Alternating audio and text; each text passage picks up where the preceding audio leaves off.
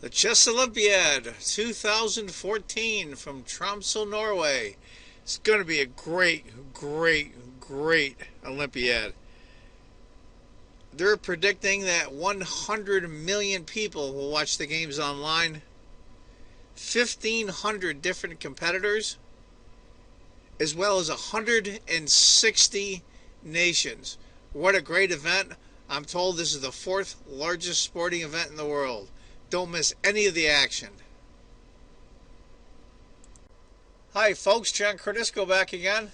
Another game from round 4 of the 41st Chess Olympiad, currently being played in Tromsø, Norway.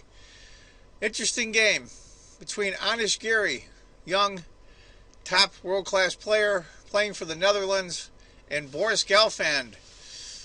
Been around a long time, Boris. Originally lived in Russia and now lives in Israel and playing for Israel. If you remember, Boris was the World Championship challenger to Vishy Anand, and they went into the rapid tiebreak game. So Boris came within a hair's breadth of being the world's champion. We'll get to it. Giri is white, Gelfand is black. It's going to be a Grunfeld. I'm going to go through the Grunfeld a little bit here. Pretty much standard stuff. Okay, get to here. That's a little bit different Grunfeld than I've seen or used to. I'm sure it's all book up till now. We're on move 9. Knight hits the queen. Queen goes back. And king to b1. I call that a grandmaster move. It's when you castle on the queen side like that, you want to get your king over to protect the outside pawn. In this case, the a pawn. Rook to d8. Just getting your rook on the only semi-open file black has. d5. Kicking the knight. Kicks the knight. Now, if you notice, that doesn't lose for when pawn takes, and this pawn takes, bishop would take, and it comes out the same. So you want knight to c3 instead. Give you an idea. Rook takes, bishop takes, a takes, c takes, b takes. That would be the scenario. After knight to c3, knight to a5. Now he's starting to get some pieces over on the queen side, which is a good idea, of course, because your white's castled on that side. Let's see how this works out for white. I kind of like black right now, and the computer shows it is a tiny, minute advantage for black. We'll call it even. And when you're on move 13 and black is even already, you've had a very good opening. Queen to c1, queen to d6, h4. Looks like white's trying to distract black from attacking the queen side. You see that a lot. When you have a problem on one side of the board, you try something on the other side of the board, kind of a diversion tactic. Just like war. If you remember, chess is war on the board. Queen to b4, h5, knight comes up. Tiny advantage for white, but I'll tell you, it looks uncomfortable for white. We'll see how it works out. Of course, that queen on c1 is very good defense. H takes,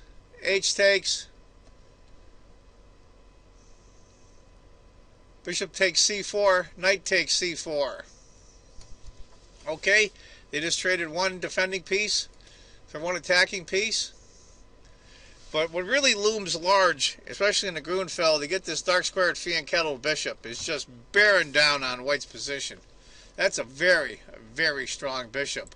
If those of you wondering if queen had taken instead, knight, and looks bad for black at this point. After knight takes, knight comes up, knight takes, queen to b6. Now it looks like pretty much white's troubles are over with, to be honest with you. I see the attack is pretty much gone. It's about 3/4 pawn advantage for white. I think Anish has done well to stop a lot of the attack. And you see this late squared bishop here. There's really nowhere to go. He can't go here, here, here, or here. So his scope is greatly reduced, and that's a nice pawn chain down the center. Queen to g5. Queen to f6, offer the trade. Anish says no. He goes after the unprotected c6 pawn, b5, gives up the pawn.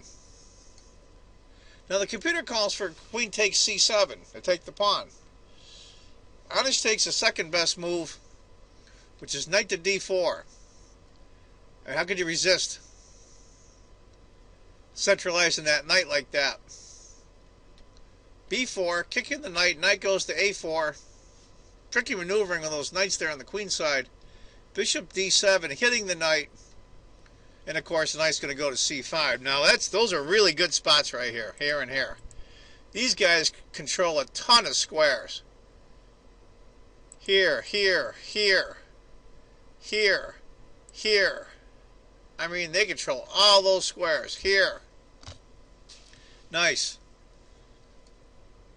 Queen to b6. If he has to, he's going to get rid of that nice knight right there. Right now, if he leaves it, of course, this knight is unprotected. Knight takes, rook takes, knight to c6. That's another really good spot for that knight. You know, knight on the 6th rank. After knight to c6, b3. Just trying to bust up the king position, trying to squirrel in that queen, try to get a mating attack going. a3. If pawn had taken, queen takes, rook to d2, e6. And that's not so hot for white. After a3, queen to c5, rook over, queen e3. Trying to squirrel that queen in there and do some damage. But I'll tell you, black's just tied up. He's just cramped. The rooks have no mobility for black. None of them are any on open files. Both of white's rooks are on open files, and that knight on the 6th rank, it's just a killer. Queen e1, decides not to trade. King over, e6. He's going after the lead pawn in the pawn chain to leave the knight undefended. D takes, f takes, e5. That knight is still in a great spot. g5, what else to do? I mean, king f7 is suggested by the computer. Probably you swing the rook over. Maybe bring the rook over here to neutralize this rook. g5, rook to d1, hitting the queen. And this is where black takes. Queen takes, rook takes, a5. Pretty mass exchange of pieces there. We lost a pair of rooks and lost a pair of both queens. I mean, look at this pawn is so backward now. You got 1, 2 isolated pawns.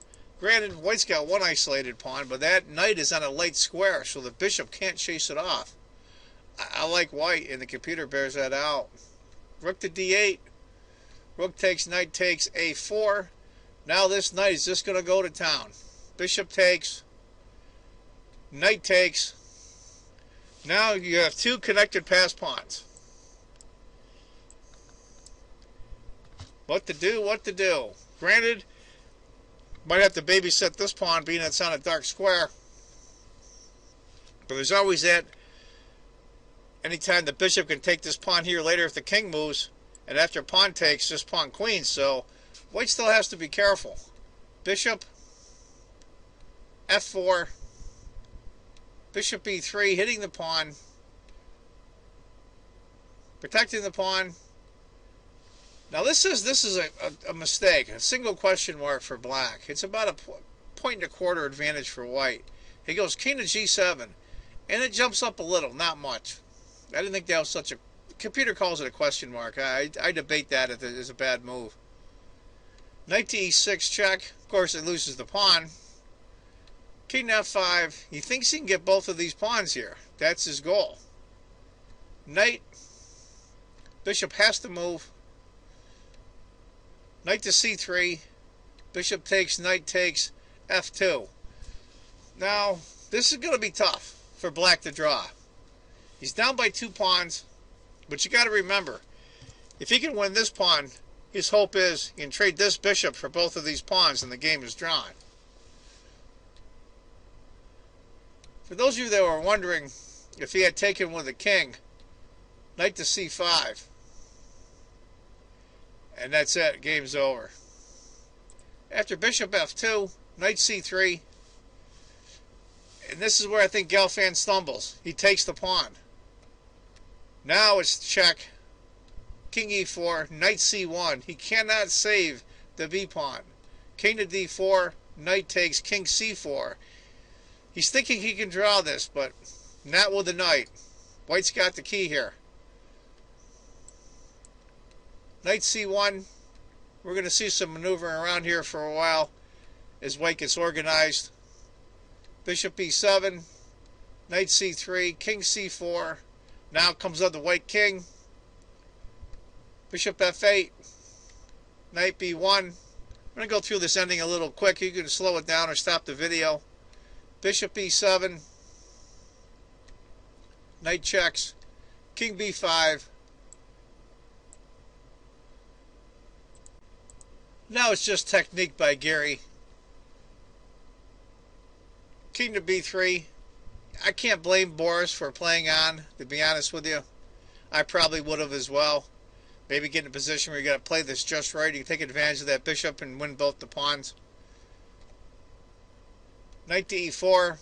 But Giri's going to take his time. He's just going to build it up. King. King c2. He's going to come back around. Check. King moves. Pawn up. He slowly advances the pawns over time. Bishop. Knight checks. King moves. King comes up. Bishop. It's just a slow death. King to c6. Knight to d1. Bishop. King starts coming up. King b6. Knight c3. There's not really much black can do. Bishop h4. Knight c5. Bishop. Knight e6. Hitting the bishop. Bishop comes back. a5 check. Forcing the king to a6.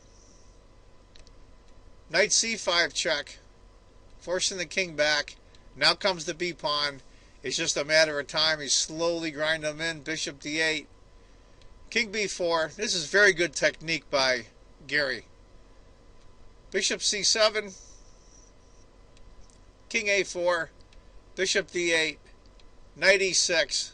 And that's where Boris finally threw in the towel on move 80. I went a little quick there, but it's a long game. I don't want to have the video go too long. It's just slowly moving down the board, using your knight and your king to push the king back and keep the bishop at bay and slowly move your pawns. Give you an idea how it would have went after knight to e6. Bishop have to take, king takes, and anybody can win this. It's not like a bishop ending. It doesn't matter what color the queening square is, because this knight can move to any square, any color square. Knight checks. Give you an idea. Knight, pawn, and that's the end. Anyway, folks, that's another good game from round 4 of the 41st Chess Olympiad being played in Tromsø, Norway. I hope you enjoyed it. I want to thank all my new subscribers I've gotten in the last few weeks. Thank you very much. I personally appreciate it. And those that haven't subscribed, please do. Take care, folks. Oh, my usual saying, I almost forgot. If you think chess is just a game, you're not playing it right. Take care, folks. Bye-bye.